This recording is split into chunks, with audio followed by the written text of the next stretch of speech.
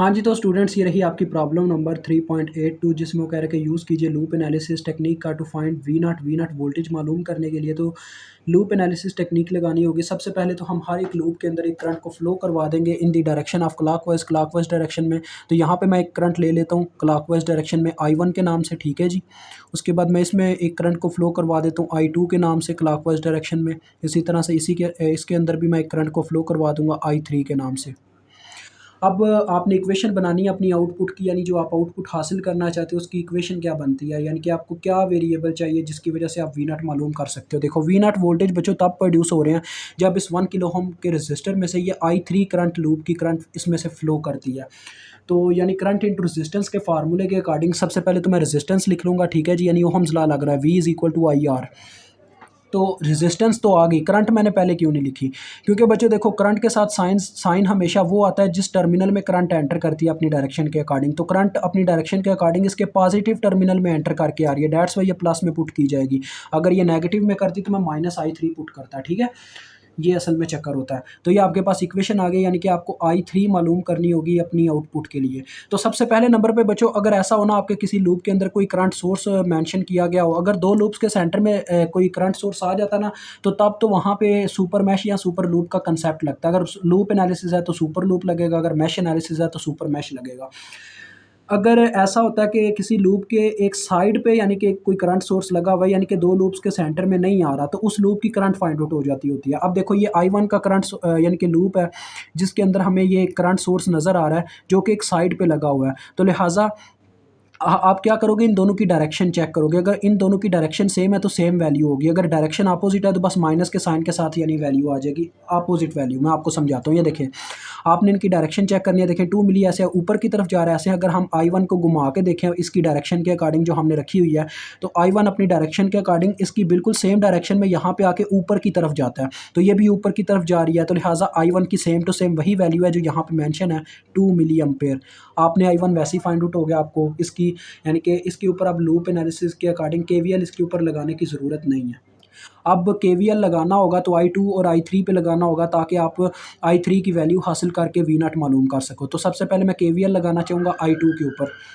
बच्चों आपने यहाँ पे लिख लेना अप्लाई KVL एट लूप 2, ठीक है जी।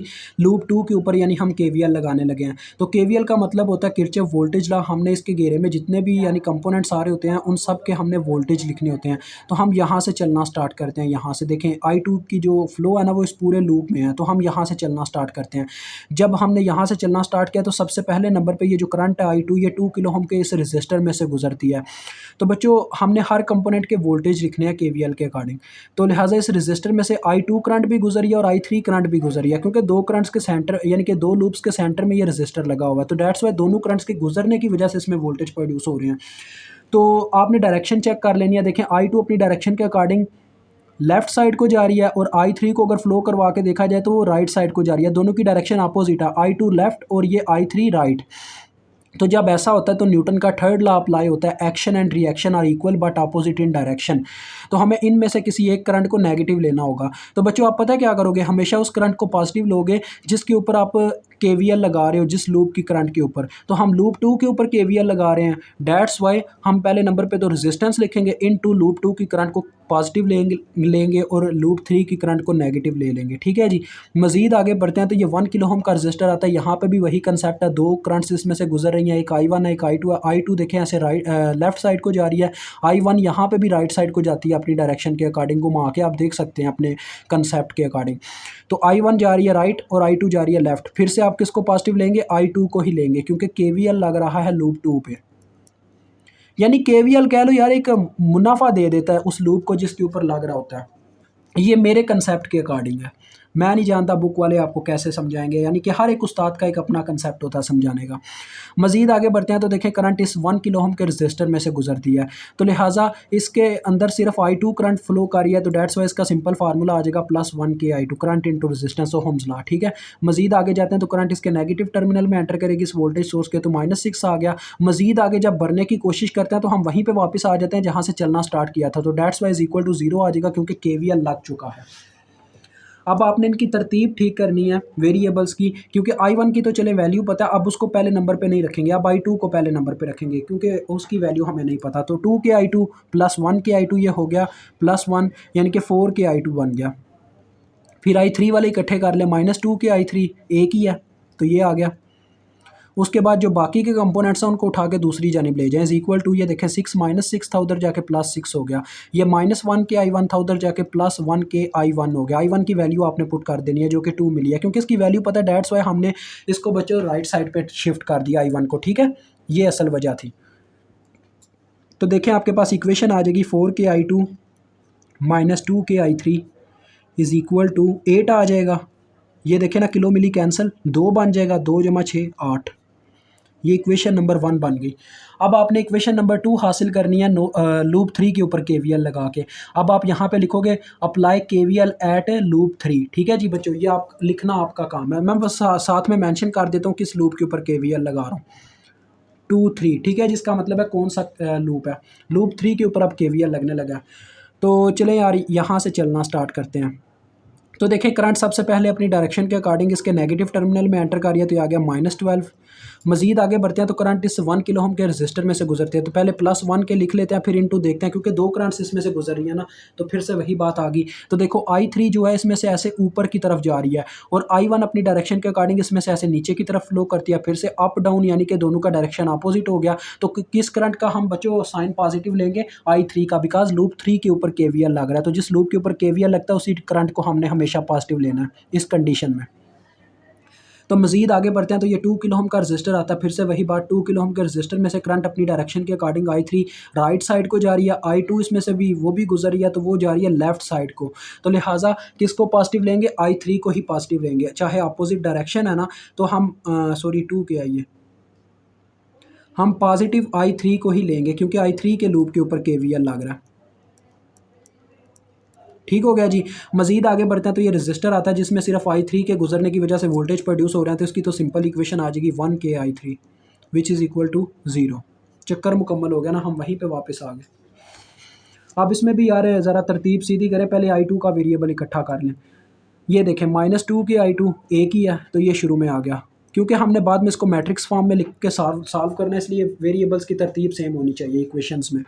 फिर I3 वाले 1 के I3 प्लस 2 के I3 प्लस 1 के I3, ये कितना हो गया, 4 के I3।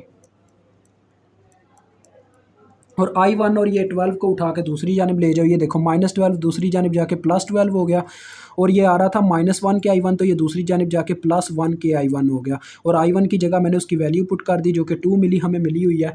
तो लिहाजा आपके पास क्या बन जाएगा, देखें -2 के I2 प्लस 4 के I3 इज़ इक्वल टू, ये देखें ये आ जाएगा 2 + 12 14।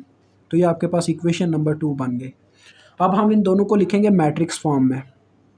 तो बच्चों मैट्रिक्स फॉर्म में कैसे लिखते हैं, इसको कैलकुलेटर पे पुट करके कैसे सॉल्व करते हैं, कैसे वेरिएबल्स की वैल्यू मिलती है, ये आपने हमारी कंसेप्चुअल वीडियो की प्लेलिस्ट में जाके, एक वीडियो है how to find voltages and currents through matrices, वहाँ से जाके समझ लेना है। अदरवाइज आप जाके एग्जांपल 3.11 की वीडियो देख सकते हैं, वहाँ पे मैंने कैलकुलेटर पे इसको इंसर्ट करके सॉल्व करना सिखाया हुआ है, ठीक है जी।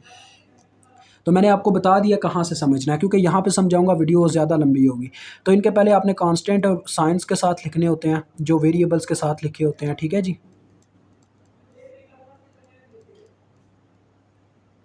फिर इनके वेरिएबल्स को कॉलम वाइज आपने लिखना होता है, फिर इज़ इक्वल टू में आपने इज़ इक्वल टू वाले नंबर लिखने होते हैं।